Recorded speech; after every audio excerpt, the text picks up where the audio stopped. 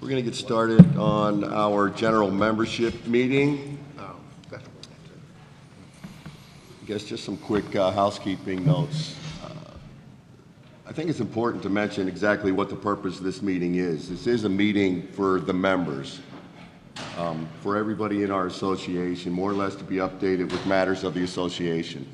So it's your meeting. We're going to update you as best as we can, but ask questions, raise your hands, hopefully. We've got a lot of information to go over, and we're going to run through it at a pretty rapid pace. So if anybody has any questions, needs some additional clarification, please ask us. Hopefully we have the answers. If we don't, Deanna or Tracy do. So we'll be able to satisfy everybody's hopefully informational request. But anyway, please raise hands. I'd ask you to please silence your phones, and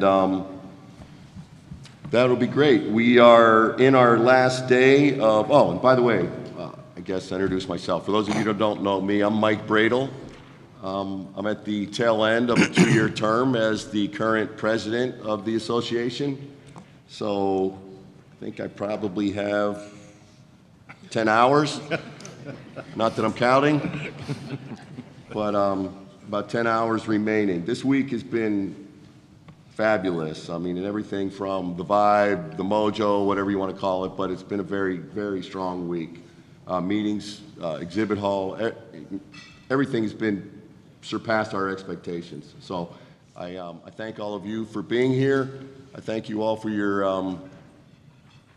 for participating. I mean, I said it in my board meeting earlier this week. The easy part of my 2-year term has been the fact that there's been so much participation from the membership.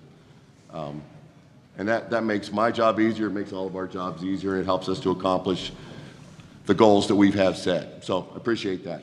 The highlight of the week so far, and I'll go through this again this evening, but last year in Fort Worth, our attendance was 513 people total, everybody in. This year, with our strategic plan, we had a goal of 740. And coming out of the 513 last year, that was something that we frankly thought was going to be a very lofty goal. But as of the newly handed figures that I just received, we're at 790 so far just for this week. So, great accomplishment.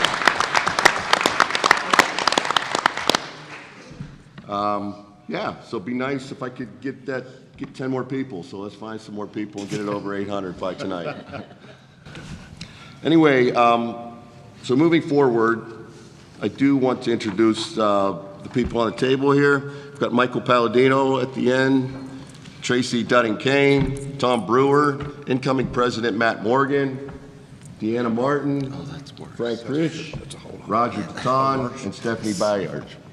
They're all members of the EC, and some of them will be moving on into Matt's EC, and some will be moving into other positions, but that's the table that I selected, and I'm very happy to have all of them with me and to have my back for the last 2 years. Anyway, what do we got on the list? First thing on the list is some notes that we have on the existing board of directors. Region 11, we had a vacancy and we had a special election for the incoming board of directors, and I'm happy to report that Stephanie, who will be moving off of the executive committee, will be moving on to the board of directors to fill that open seat. And again, that was on an open election, and she was nominated and awarded that position. And in our even regions, it was a year in which all of those positions were open. So in Region 2, we have James McNamara and Michael Palladino replacing or taking those board seats. Region 4 is Brian Andrews, Becky Danielson, and Micah Turner. Region 6 is Scott Hollifield, Sean Johnson, and Adam McDaniel. Region 8 is John Royer, and Region 10 is Sean Reichenbach. So thank you all for accepting those positions, and looking forward to having you more involved in working at the next couple meetings. We're going to jump right into the important stuff with the treasurer report from Frank, please. Oh, we're starting right with Right, me? right away. You kind of catch me here early. All right. Can I leave afterwards? No. Okay. For 2026, we are on track to meet our budget. We actually probably exceed it. We do not have to tap in our reserves at this time, and we don't foresee that. Currently, we show about 1.3 million in the bank, which is a high number, but we have the big ticket items yet to come, and then we want to move some surplus into our reserves. At this time, we hold about 1.86 million in reserves in money market and in 7 CDs. For 2027, we have a board-approved budget, and it shows about 2.97 million in revenue and 3.41 million in expenses. That is showing a loss of about $432,000, and that loss comes mainly, or that projected loss comes mainly from a position that we are doing, how would you call that, preventatively, for the apprenticeship program. So what? A contingent funded, Roger is my man for that, contingent funded for the apprenticeship program that we might or might not be able to kick off, but we do have a later line item to that, I assume, and Mike will tell you more about that. Even with that, we will be able to fund that out of our cash flow and existing monies that we have without tapping into any reserves. As last point, we will have the audit, and Deanna will give you a short, brief update on that. It came back pretty clean with a couple of comments that needed to be addressed. That was proposed and showed at the board and was approved as such. And that would be it for me. I'm off. Thank you. Any questions on the treasurer's report? Yep. Good morning, everyone. So on the audit, there was a few things. There were mostly procedural in-house processes that the audit would like to recommend. There was one move on the board of directors to sign a conflict of interest. And then the rest of the thing, there was 2 general moves just regarding the SIA website and some interest. So like Frank said, it was very minimal. That audit is available for any member that requests it. Any financials, that is your information. So if you guys have any questions, just let us know. Okay, thank you. We're going to move into a headquarters update. First is, again, Deanna Martin with an ANSI update. Okay. So we do see a lot of new faces out there. So I would just like to let everybody know. So SIA is the standard developing organization for both A92 and A11 standard series. A92 was formerly the aerial platforms. Now it's the MUPS, the mobile elevating work platforms, the transport platforms, and the mast climbers. So that committee is around 102 members. And then the A11 is for scaffold shoring, forming components, testing and rating on those. And that committee is around 25. Both of them meet annually. They vote on membership, ballots, and so forth. So to give an update for those that are familiar, A92, right now we are working on harmonized definitions to get those through so that we can start processing the standards, get them out to ballot. We have the suite of standards, the safe use training and design of the MUPS. That is on our next list to get balloted. And then for A11, we have the A11.1, scaffold components testing and rating. And that should be published within the end of the year. We also sit as a member of the A14, which Mike Nagliera is the representative for that, and then the A10, which Tracy Dunning-Kane sits as the representative for that. Is there any questions on ANSI? Thank you. Okay, thank you. Christina Reed to give us a membership update.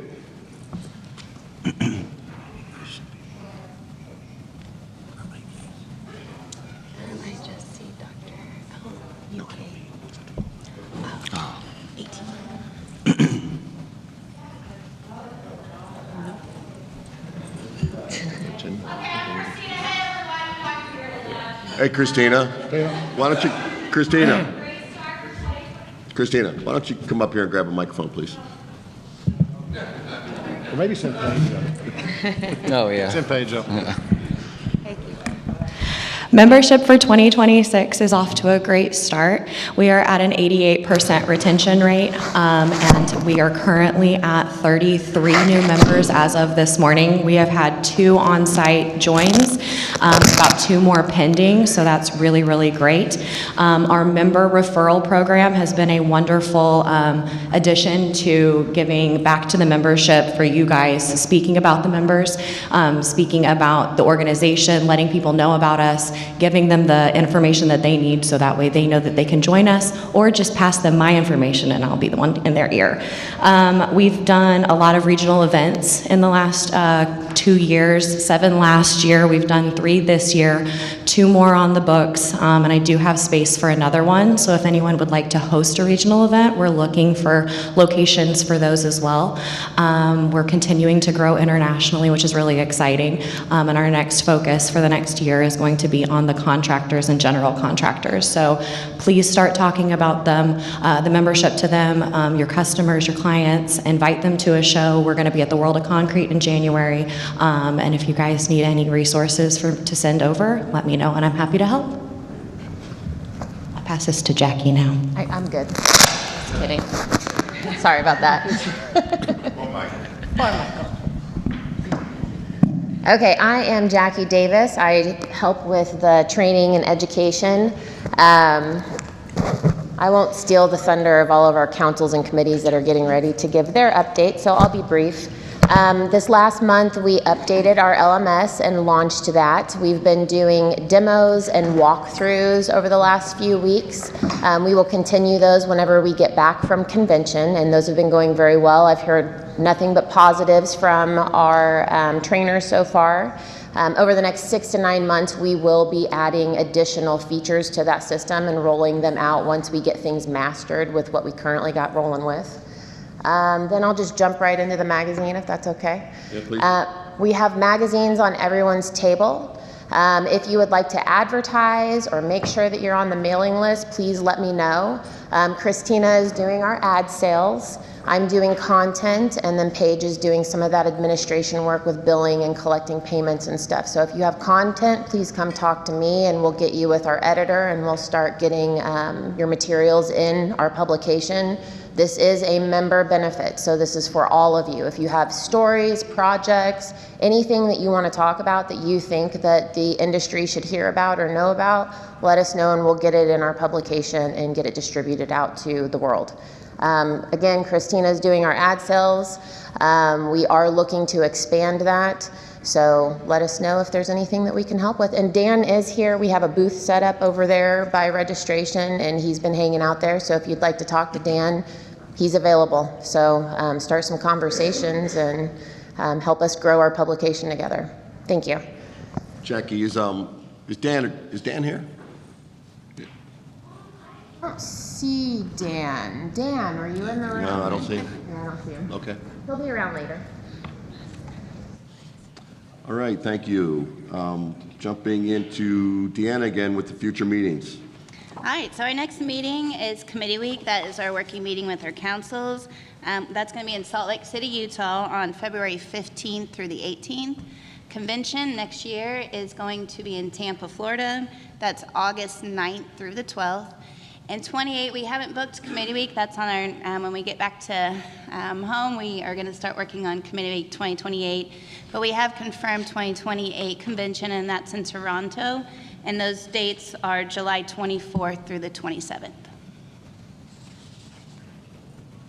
Okay. All right, moving forward, we have several alliances that we'd like to give updates on. I've been very pleased over the last 2 years with the additions and with the outreach that we've been able to establish with some other organizations. So this is kind of our time to give the group, the association memberships, an update on those. So the first is Harold, if you could give us an update on the SAIAEF, the Education Foundation. Thank you. Good morning, everyone. So we have been kind of silent for a while. The EF is not asleep, but we've just had some issues getting ourselves access to our bank account and a few things after the passing of Amy Johnson, the president, a few presidents ago. But everything is in the works, so we will be very much active at our next convention. And we thank everybody if you give us some support. We would appreciate it. But we did hire Crane Martin to be our management company, and with Jackie's enthusiasm and all the expertise that comes in, we're very excited to be able to say we are going to be hitting some home runs. So be aware, we're coming back, and we'll be asking for money. Thank you. Thank you, Harold. Roger Taton with an OSHA report. SAI is part of the OSHA Industry Alliance, a collection of companies that help interface with OSHA in our segment of working at heights, vertical access. And unfortunately, consistently, the last 2 years, fall protection training, and scaffolding incidents are in the top 10 of most recorded violations within the OSHA tracking mechanism. Their emphasis for this year, let me back up. We have a new acting Directorate of Construction, who just replaced the other acting Director of Construction. So we've got a lot of new people. They've come in, and I've suggested that the new sheriff in town has outlined some tough enforcement agenda items. Their focus for 2026 has been on fall protection and improvement and training, on chemical storage and hazard management, heat, stroke, and heat impacted injuries on construction sites, and then lastly, contractor worker mental health and suicide prevention. And if you were here yesterday for that presentation, it is significant and something that we all need to be aware of. Their increased enforcement initiatives for this year is on fall protection, on contractor record keeping, both paper and digital, and that having those records immediately available in the event of an OSHA investigation. And that is something that affects all of us. And this new acting director's tone when he outlined that was serious. And I just share that with you as an awareness item for all of us. Thank you. Thank you, Roger.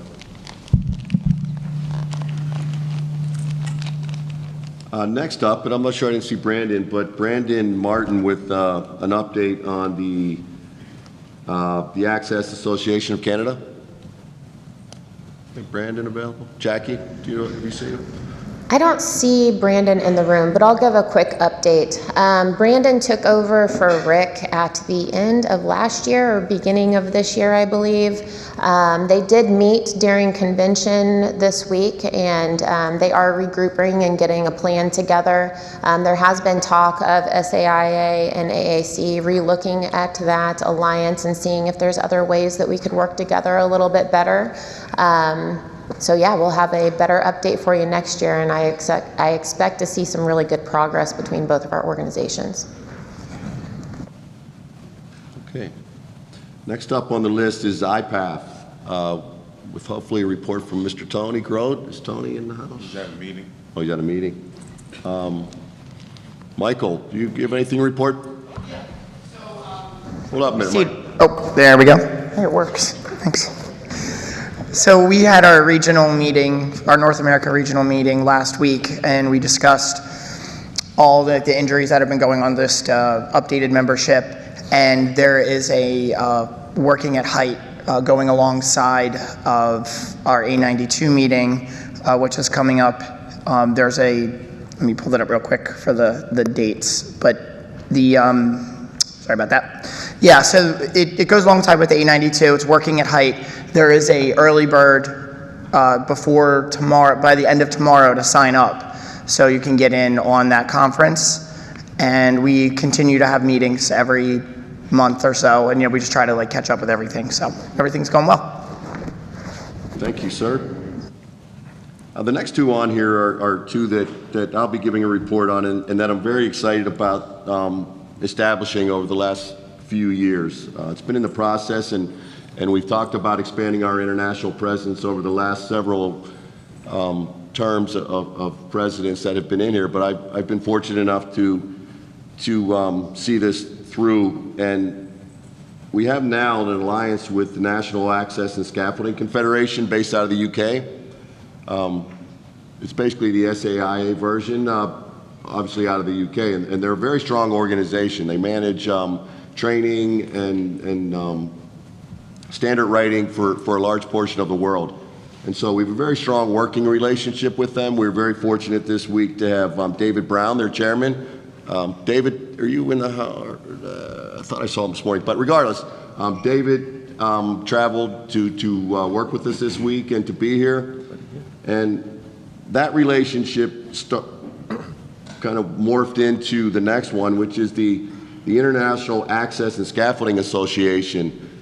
David and the NASC group basically reached out to as many safety organizations as they could in the world, and they established the International Access and Scaffolding Association. And I believe, ballpark, we're up to about 16 different countries that are members of that organization.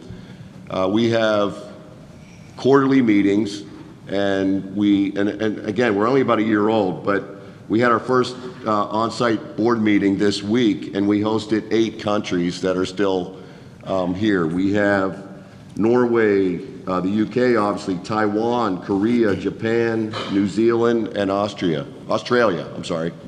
And so we had a board meeting yesterday, followed up by a very nice dinner last night, and we're very appreciative of working with this new organization. I think it's going to lead into a lot of informational throughout the world on scaffolding and safety. So more to follow on that, but we'll have several of the IASA members at the gala tonight, and yeah, if anybody has a chance to say hello, please do. Okay, moving on to the council and committee updates.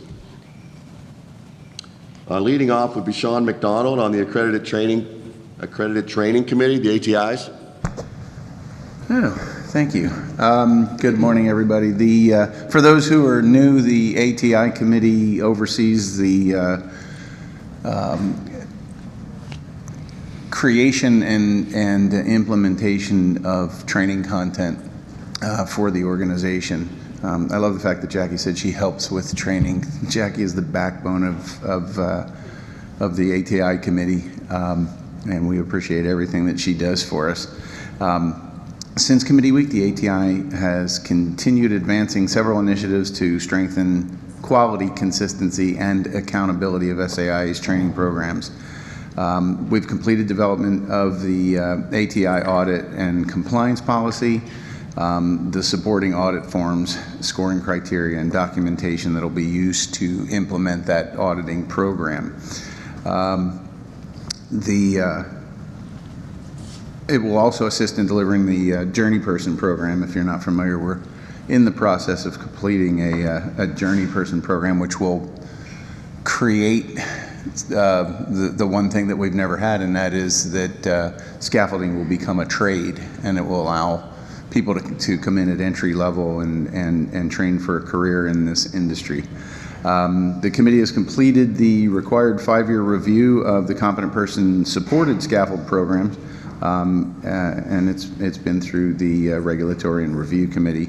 The updated content is ready for implementation following the approval process. Lastly, we're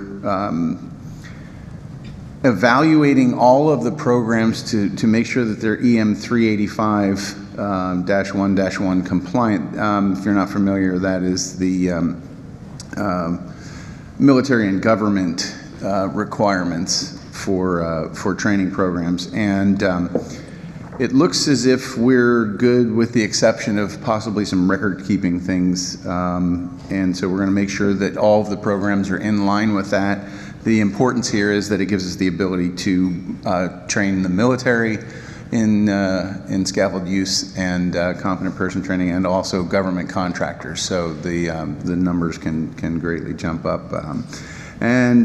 We implemented the new audit form. It was a little more difficult than passing a multi-million-dollar budget, but we got it through. And so we are all ready to kick off the audit process. Thank you very much.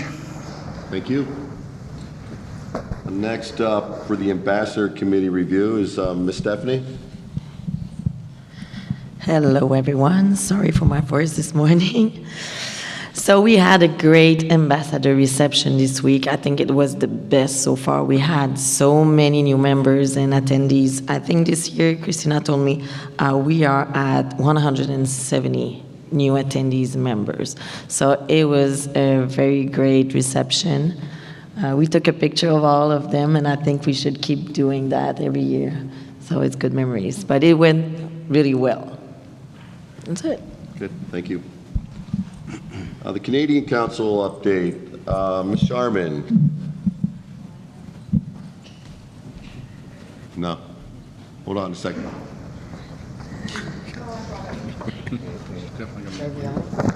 Better? Yes. Good morning, everyone.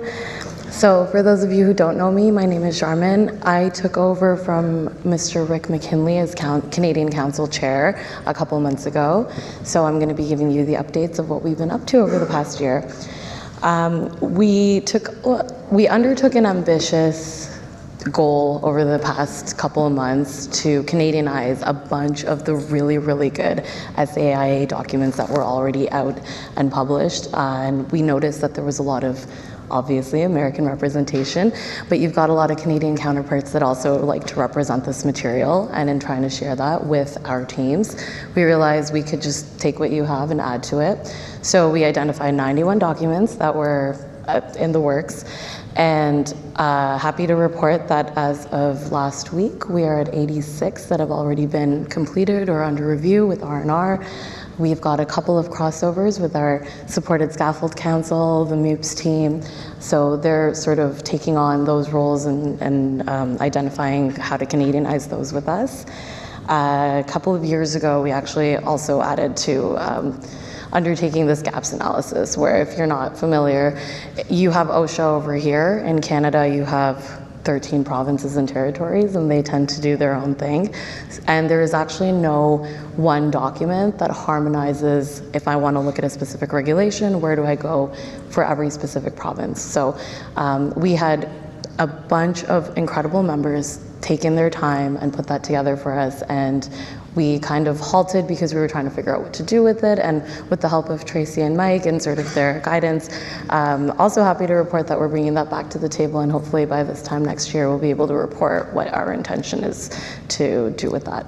And moving forward, we do have meetings monthly or every 2 months. We're still in the process of figuring that out, and we're going to finish up what we have on our plate, as well as get more member input in terms of what our next undertaking is going to be.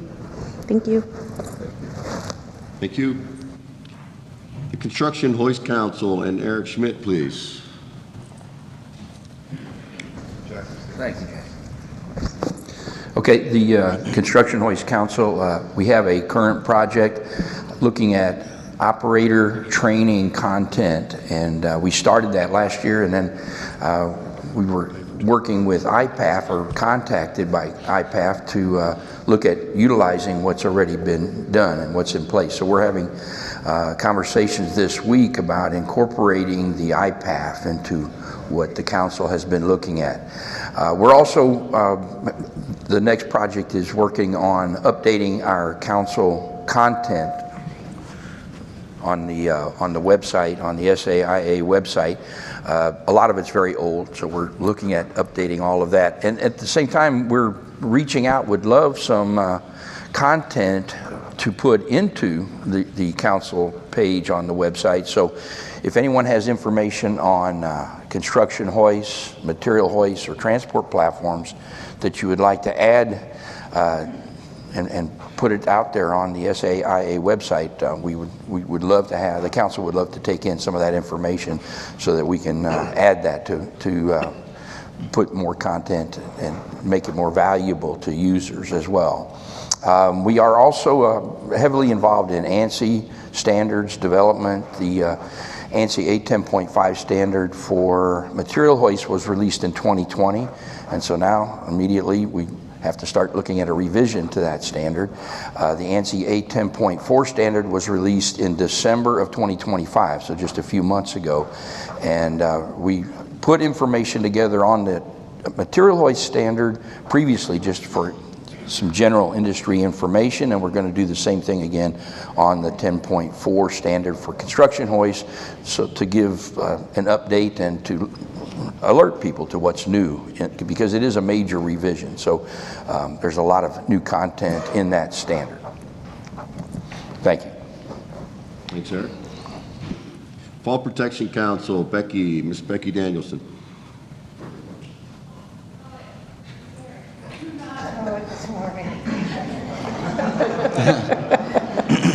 Good morning.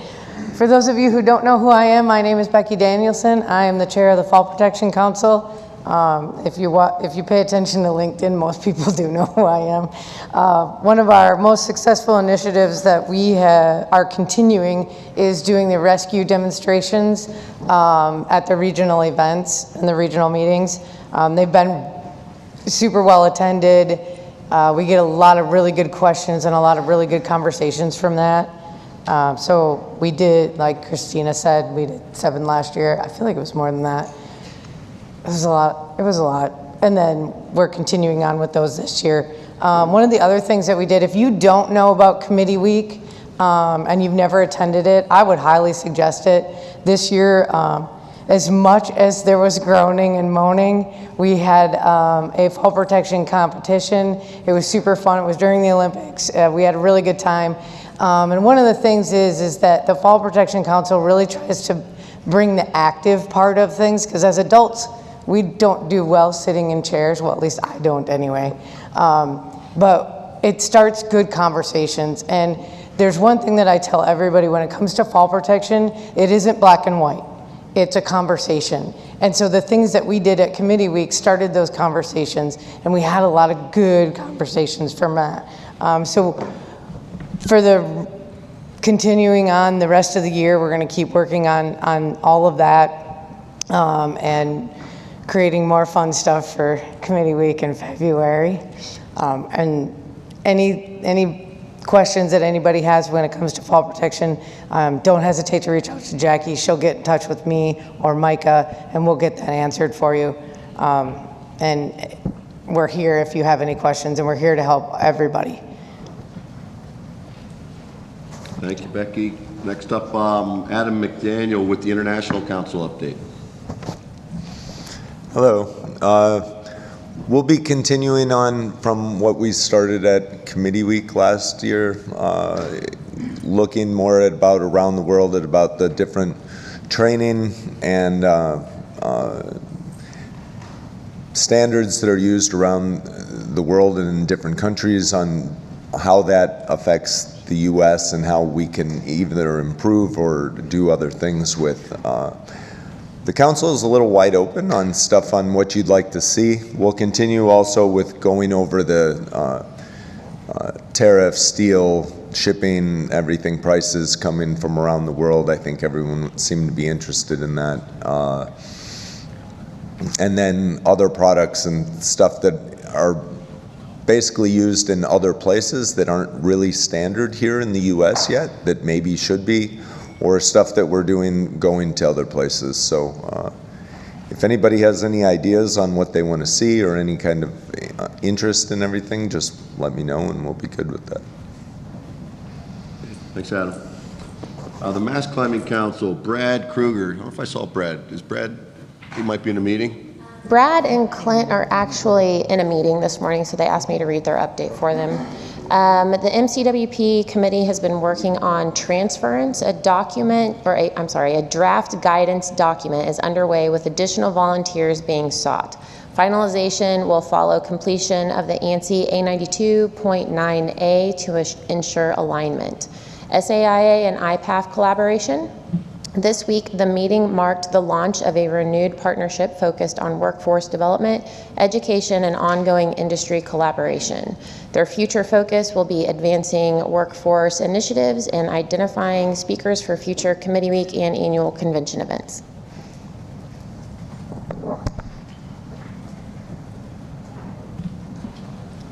So the next on the list is, Jackie, I'm not sure if that's what you covered as well, but the Mobile Elevated Work Platform Council, and Tony? Yes, do you want to give that update?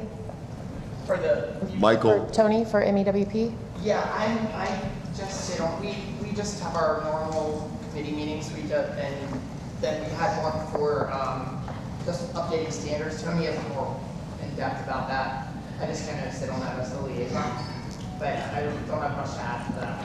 Sorry. They've been working on best practice documents with some other associations in the industry that work with access equipment. They are finishing those up, and they expect to release them by the end of 2026.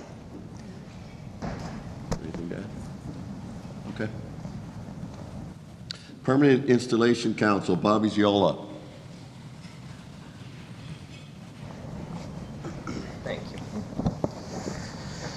Hey everyone, my name is Bobby Ziola. I'm the chair of the PI Council. So permanent installed, anchor points, David equipment, anything that's going to live with the building is going to fall under the PI Council. Over the past year, we have been doing live load testing demonstrations for various types of fall protection anchor points. In this presentation, we kind of stress the difference in styles of anchor points. Not every anchor point's built the same, and they're kind of all for different uses. So in that live demonstration, we're actually on stage pulling anchor points together and just showing the difference in behavior for those anchor points under load. We visited World of Concrete and did a demonstration there, that load test demonstration, so that went really well. A lot of knowledge was gained there, and we also visited Sky Climbers headquarters and did a demonstration there as well. As we move forward, we do have plans to do that demonstration again coming up, so if you guys missed it, keep an eye out for that. We'll put that on the schedule. Also moving forward, we wanted to kind of stress and get into the benefits of permanent installed equipment for the buildings themselves. In this industry specifically, you see a lot of temporary equipment going in. That's great for that one project, but as far as the building and thinking about the client long term, installing permanent equipment for these projects can really help, the building and that client for years to come. This stuff can last for many years, so we even see that contractors are installing anchor points that are very similar to permanent systems and then removing them to kind of avoid liability for themselves as it moves forward. But there are, companies out there that can take on that liability and really just, you can kind of wash your hands of that, and it's a big benefit to the client at the end as more projects come up in the future. Also, we have a couple SA magazine articles to come, so in future issues, keep an eye out for that, and I think that's about it for us. Thank you. Thank you. Next on the list is the Plank and Platform Council. Keith?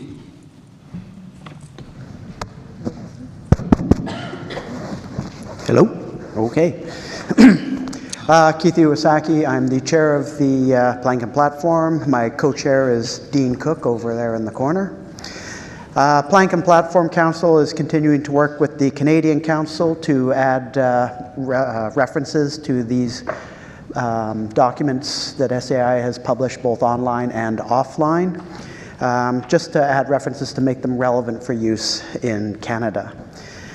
At the same time that we're reviewing those documents, we are taking the opportunity to check for currency of the information and update it as appropriate, whether it's references to changing standards or references to organizations that may have changed names or what have you. As far as publications actually go, the Solid Sawn wood plank purchasing guidelines was completed back in January. The laminated plank handbook has also been sent to the printer. The metal composite scaffold platform handbook is with the R&R. And we have just 2 weeks ago submitted a pocket guide for all workers who use solid sawn wood to R&R for their review. Thank you. Thanks, Keith. The Program and Planning Committee, Ms. Paula Manning. Hello, good morning. I'm Paula Manning, and I'm the chair of the Program Planning Committee. My report is basically what's happening in this room. So I think this year we had a very well-balanced program. We are already started on next year's. I ask every time if anyone has a suggestion, a complaint, any ideas of what they'd like to see at next year's convention, please approach me or get in touch with Jackie, because we would really love to provide you what you want. And I've already had one really great idea come to me this week, so I'm looking forward to sharing that with everyone next year. Thank you. Thanks, Paula. The Regulatory and Review Committee, Mr. Jim Holcomb. Jim. Jackie. Jackie. Here you go, sir. She went the wrong way. Good morning. Wow, that's loud. Steve couldn't be with us today because he's on vacation, taking a nice cruise with his wife, but that's okay. I'll do the best I can. I want to thank all the council members for keeping us busy. They're putting out a lot of product, and we're doing the best we can. We've added some new subject matter experts along to our team, and I want to thank them: Tracy Dudding-Kane, Jeff Jack, Zach Forrester, Simon Hickson, Sean McDonald, James McNamara, and Mitch Meadows. We meet every month. There's been 40 projects over the last year sent into R&R, documents and other sort of things that we look over and make sure they're technically accurate. And to date, we have completed 27, and we have 13 to go. But I understand from this week that we have several more projects coming, so keep busy and keep sending them. We'll do it. Thank you. Thank you, Jim. Shoring Council, Jared. Good morning, everyone. My name is Jared Garner. I am the chairman of the Shoring Council. A couple things the Shoring Council's been going through is the single post shore safety rules. So basically proper safety regulations for installing post shores. We just submitted that for review to be published. Recommendations for frame shoring erection procedures. So basically going over proper procedures and documents for installing shoring frames. The one big thing that I implemented and I kind of threw on the table during committee week was one of the problems I see with shoring is a lot of people don't understand it, and so a lot of people shy away from it. A lot of these scaffold contractors that get asked to do shoring, when as soon as that word pops up, they're like, oh, yep, nope, that's not me, too much liability, we're gonna move on. So with me being the chairman, kind of one of the things that I wanted to do is give everybody, come up with like a 4 or 8 hour course to give everybody kind of just an introductory to what shoring is, how to approach it if you're asked to go do a job walk with your client or your customer, and basically give you kind of that, be able to have that warm and fuzzy feeling when you go onto a job walk and ask the questions you need to ask and bring it back to someone like myself or an engineer or somebody like that to make, see what kind of material you need. So hopefully by committee week next week, we'll have kind of a preliminary itinerary. I have compiled one and I've sent it to my co-chair Shane Carroll and one other person to kind of basically start looking it over, make recommendations. I'm going to send it to Zach when we get back from the meeting or from the convention and get his eyes on it and start basically just digging into it and seeing what everybody thinks and whatnot, and then go from there. All good? Thank you. SSFI committee, Frank. The SSFI, the Scaffold Shoring and Forming Institute, is working on a verification program together with it is supposed to verify that A11 standard testing is done correctly by the manufacturer for ever manufacturer who is interested. We're working on a website where the manufacturers can upload, the engineers can verify, and then it can be published into our SSFI website, whoever is verified. We're right now in a next revision status of the first standard upload website, and when that works out, we're going to copy that over to the rest of them, and then hopefully can go live with them somewhere in the near future. Thank you, Frank. Supported Scaffold Council, Wendy. Good morning, everyone. Yes, I am Wendy with the Supported Council. I'm the chair. Dave is my co-chair, and Michael is the other chair. We continue to do the monthly meetings. We meet every second Thursday of every month to go over documents and update documents. We have submitted to R&R a document on enclosed scaffolds, event scaffold presentation, how much is this bracket good for, and the use of scaffold as a fall anchorage for scaffold erectors. That we've finished and completed those, submitted those. Upcoming projects that we hope to finish up right away. We did the scaffold slang vocabulary from Dave and Tracy. We got lots of additions to it. We put it in alphabetical order, and then the suggestion was to do some kind of game like Trivial Pursuit or something like that, and so we've submitted it to Jackie. Duty rating presentation, thanks to Keith for adding the Canadian content. We have cleaned up the PPP portion of it, and we are submitting that to R&R. Residential scaffolds, Tom is reviewing and updating it to add some pictures that was submitted last 2 meetings ago by Alan Klein. Overhead protection, we have 2 documents that we're working on. Guidelines, thanks to Michael P. He has set up, it's about a 4 or 5 page guidelines for lots of information. And then thanks to Sean, we have a checklist that we've modernized and brought up to date for members that will be useful for members.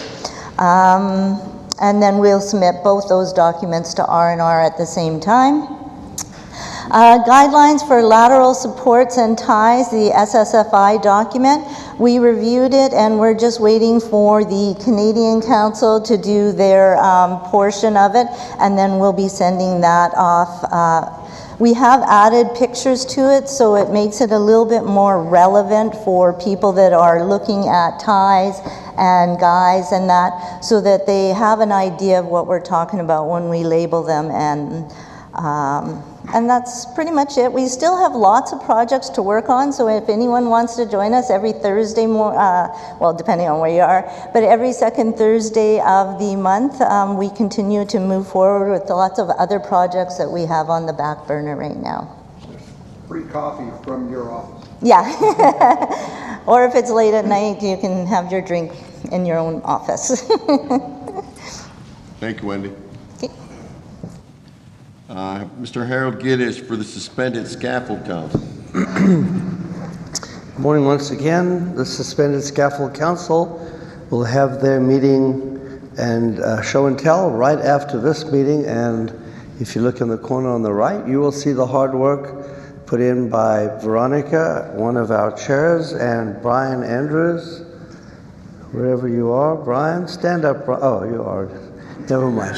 So we have a very lively demonstration about beams, weights, loads, and we invite everybody to come and be part of that. As far as the council is concerned, we have 2 new chairs, Veronica and Brian. As Jim Boudreau has stepped down, where are you, Jim?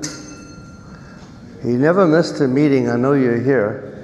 So thank you for all the years that you dedicated, and we're going to miss you a lot, but we appreciate it. As everybody understands, there's a lot of work that goes in, and Jim is a hardworking guy who is tenacious. If you know him, gets the job done, and does it without too many complaints. So thank you again for all the years. The council is working on some new products. We're looking at trying to come up with some new training material for the next year as we readjust to our new council, but we will start off this morning with this demonstration. Right after this meeting, the doors will be locked, so you'll have to stay. Thank you. Thank you, Harold. Okay, I do think it's important to remember, as Deanna just whispered in my ear, all of the council and committee documents that have been approved by the R&R are available and very easily accessible on the website. So, you know, again, they're a great reference tool, and again, just a reminder that they are available and they're your documents. So, okay, that takes us almost to the end here. Any questions? Any open discussion? Any comments?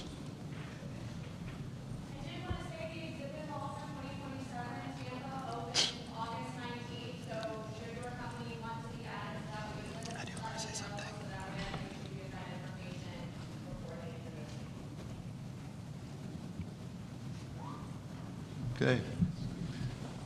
Dave, Mr. Glade. Never one to miss an opportunity.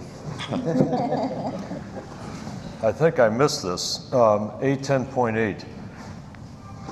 I know the Scaffold and Access Industry Association isn't the secretariat due to a quirk in things decades ago. The American Society of Safety Professionals is the secretariat, but odd thing is that members of the SAIA are the ones that are doing all the work. Mr. Zach Forster and Deanna Martin have been doing most of the work. We've been meeting every other week by Zoom meetings, updating the A10.8 standard. And it affects all of you in this room, and unfortunately we don't get too much representation. So we've been making up rules on our own. For example, one of the new standards coming out is going to require fall protection on scaffolding at 2 feet instead of 10 feet. Maybe not, huh? All right. Okay, but I just want to let you all know that we're working on the standard, and we're trying to get it done by December so that we can meet the requirements of the ANSI gurus that are in charge of making us do all this work. So it's a very essential part of what you all do. It's a consensus standard, which means that it's made by people like you and me, people involved in the industry, government agencies, and so forth. But it does have a very strong effect on what you do, particularly when there is not an OSHA regulation that specifically addresses it. So as we continue along with it, I just want to make sure everybody's aware of the fact that there are people doing this work. And in spite of the fact that the ASSP claims Secretariat domain over it, which I wish we could change, that won't happen. But if you want to be involved, be included in making these change to the fall protection height to perhaps 1.5 feet, certainly join us every other week. Thank you. Thanks, Dave. Any additional comments, questions, thoughts? Eric? Should I get a microphone? Yes. Get it away from Dave.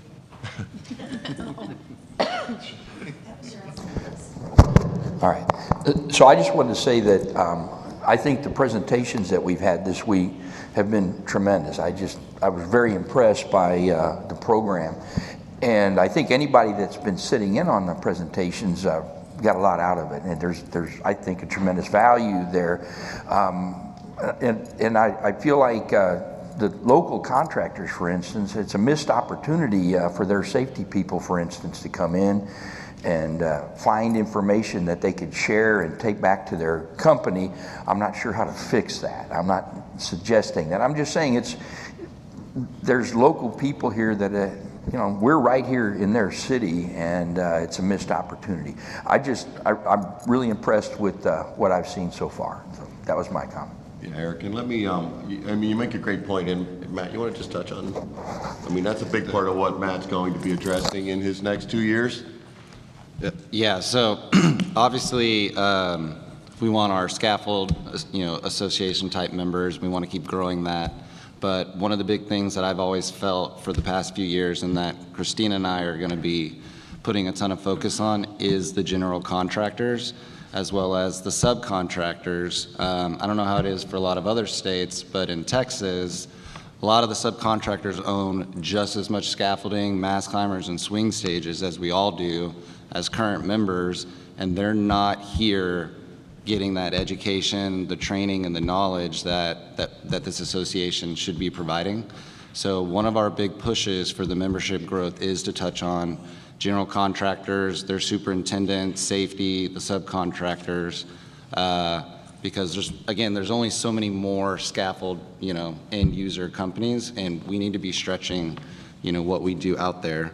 And Christina's already done a great job with, and thanks for the drop-in, we have 51 GCs attending, or that are going to be attending.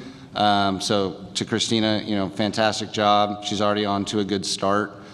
She's attended AGC national event, and she's also going to be in San Antonio, where she's going to attend the MCAA, the masonry one, so that we can get more outreach, so we can continue to pass that knowledge, just like you said, where if we have an event, we should be touching all of those GCs, those subcontractors, and get them in the room. And I just wanted to say that, obviously it's aimed at this membership group. So, I have information I already want to take back, to our company. But I just felt like I wanted to see more contractors in the room. Absolutely. So that's all. Yes, sir. I mean, you've been in the industry for a while, Eric. I mean, it's kind of a whole kind of shift for our organization, but one that needs to be done. Exactly. So No, and it's definitely on the top of Matt's agenda. It's part of a strategic plan, and it's important for our growth in the organization. So, well, I think that any contractors that do happen to come in and view these presentations will walk away feeling the value that this group had tried to put together. Well, and the last part of it too is we're starting to see a shift with the general contractors starting to own scaffolding and hoist and swing stages. Your Turner or J.E. Dunn, they have their own equipment arm, and I actually think he's going to be here this week that we've helped with in Texas, and they're buying stair towers and hoist and self-performing some of those items. So they really, truly should be in here with us. okay, one or two additional thoughts, questions. I don't want to take away from Brian and Veronica's time. We're almost there. So, Don't let him talk.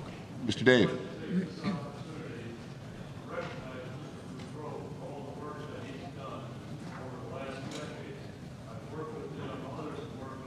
Incredible person. Thank you very much, Joe.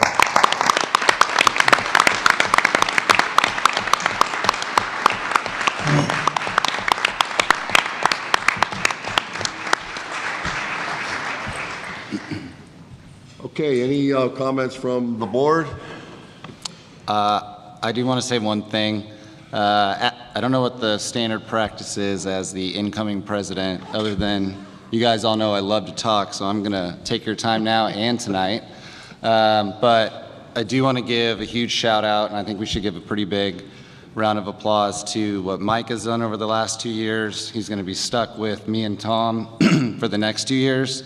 And then I do have a new EC, so Palladino's finally not going to be up on stage all the time, but I would love to give him a round of applause, and all three of them at the same time, to Tracy, who obviously she's very influential to our association, and now we're kicking her to the back with all the past presidents, but I would like for all of us to kind of give them a huge shout out and a huge round of applause for what they do. Thanks.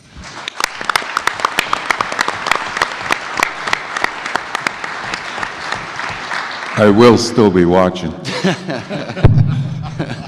Okay, well, I think at that point in time, we're going to adjourn the meeting. So thank you all for attending. Thank you.